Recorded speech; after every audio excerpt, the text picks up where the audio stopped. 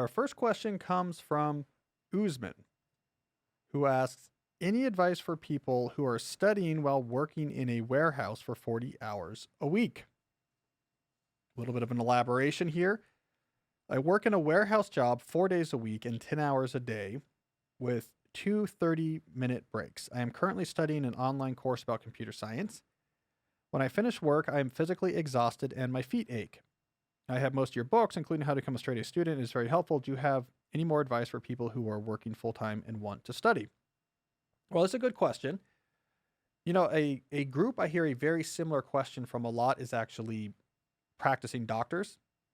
They have similar types of shifts where it's not every day, but the shifts are longer. They also often have some sort of concentration bearing non-urgent but important activities, studying for new certification, or they're working on a writing project. So doc or research, they're doing a research project on the side. So I've heard the same question from them a lot as well. Usually what I would say there, which I think holds here as well, if you're doing a 10-hour shift in a day, regardless of whether this is you're on your feet seeing patients or working in a warehouse, it's going to be hard to do meaningful, high concentration studying on a regular basis after such days. You should recognize that this is really demanding what you're doing and not be down on yourself that you then find it hard after that 10 hours to get after it with an online computer science course. So I want to tell you that it's the same thing I tell doctors when they do these long shifts. They often do 10-hour shifts or 12-hour shifts. You're not going to really get good progress done on your research project after you've done a 12-hour shift at the hospital. So you might have to slow down the pace at which you're working on things so that when you work on it, you can work on it well. You should also pump up the intensity when you do work on it. Remember, the core formula in How to Become a Straight A Student is work accomplished is time spent times intensity of focus. So if you're working 4 days, you might want to take 2 out of the 3 days that remain. Those are 2 days on which you're going to have a non-trivial amount of studying, and that studying is going to be laser beam locked in high intensity focus. And you have 2 medium length sessions per week with incredible focus, according to that equation, can accomplish as much work as slightly smaller, but also much less focused sessions at the end of multiple 10-hour workdays. So work less, do the work you do with extreme intensity of focus, and therefore do that work on the days where you actually have those resources to invest. Now, I will note, you noticed that you noted that you had read How to Become a Straight A Student. An interesting tidbit about that book.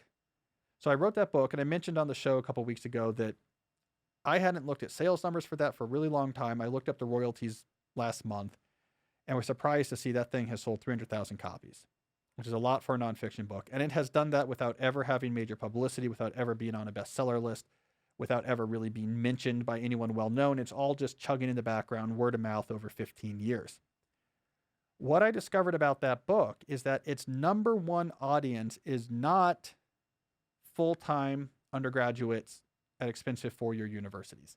In fact, those are the students that my entire adult life I have been surrounded at MIT, at Dartmouth, at Georgetown. Those type of students often don't want anything to do with that. They have their college experiences wrapped up with their presentation of self.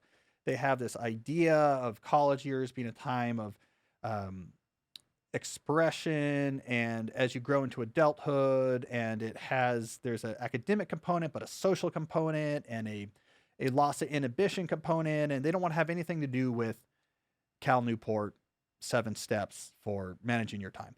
The number one audience for that book was non-traditional college students. So a lot of people returning to college later in life. I used to do a lot of work with vets on the GI Bill. So you're coming back to college after a military stint. You're coming back on the GI Bill. I used to do some work with the Warrior Scholar Project. First generation students as well. I've worked with multiple different first generation student, usually scholarship funds, where they're helping students that are their first in their generation or in their family to go to college. So a lot of community college I've worked with as well. Because all of these non-traditional students are much more likely to say, here's a challenge. I want to do well here. What's some advice? Great. Here's some advice. Let's go. It's like I'm working in a warehouse, trying to get this job, trying to get this course done. I don't have an Animal House fantasy where if I'm not, wearing a toga at least 2 days a week, I'm somehow not properly enjoying my 20s. Like, I need to get this course done. Give me advice. And so that's been the number one audience for that book is actually, it's not for your students. So anyways, hearing your question made me think about it. I'm not surprised you're looking at the book. I'm not surprised you're getting value out of it, but that is my advice. Don't work on your warehouse days, work on your higher energy days, but then turn that intensity focus knob all the way up. And you'll be surprised by how little time you actually need to get this done.